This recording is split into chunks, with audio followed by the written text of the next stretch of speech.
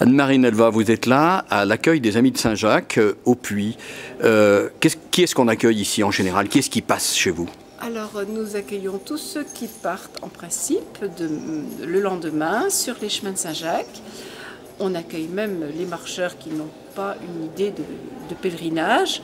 On accueille aussi certains marcheurs qui vont sur d'autres directions, comme aujourd'hui, par exemple, les chemins de Stevenson. Ou les chemins de Saint-François-Régis, puisqu'on part du Puy aussi. C'est vrai, Saint-François-Régis et aussi la Régordane, c'est-à-dire la descente sur Saint-Gilles-du-Gard. Quel est le type de public, le profil des marcheurs, c'est quoi?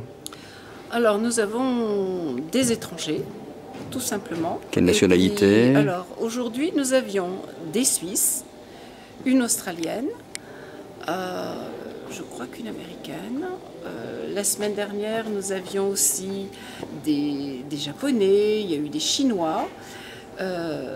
Ça dépend des années. Il y a des années, il y a beaucoup plus de Canadiens. Voilà. Une Australienne aujourd'hui aussi, oui.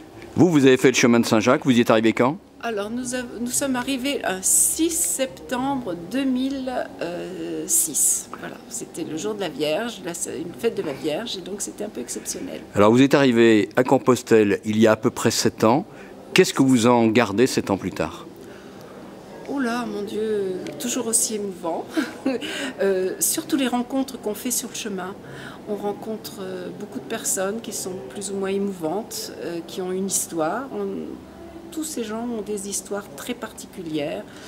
Ils viennent pour se ressourcer, pour faire un défi, pour rencontrer du monde, aussi de façon culturelle, pour faire rencontrer des jolis paysages,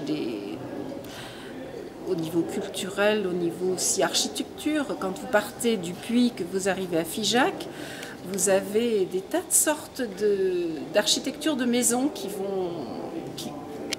vont vous transformer vraiment votre paysage. On n'a pas une idée. Bonne soirée. Bonne route. Voilà. 7 ans plus tard, vous avez l'impression qu'avoir fait ce chemin, ça a changé quelque chose dans votre vie personnelle? Une plus grande ouverture, c'est sûr. Et puis, on est capable, on se rend compte qu'on est capable, quand on a porté pendant... c'était par étapes, hein, nous l'avons fait par étapes.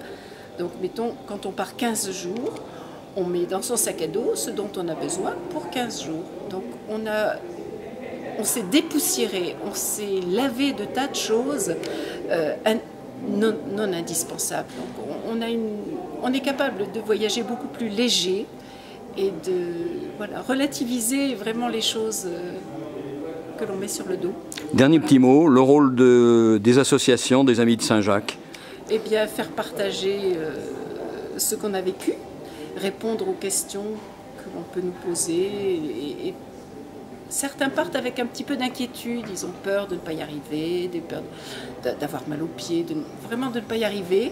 Et puis on leur dit, mais non, c'est possible, puisque nous, on a pu le faire. Et voilà, on peut le faire à tout âge. On a rencontré des gens qui avaient 80 ans, mais la plupart sont plutôt entre 60 et 70. Quoi.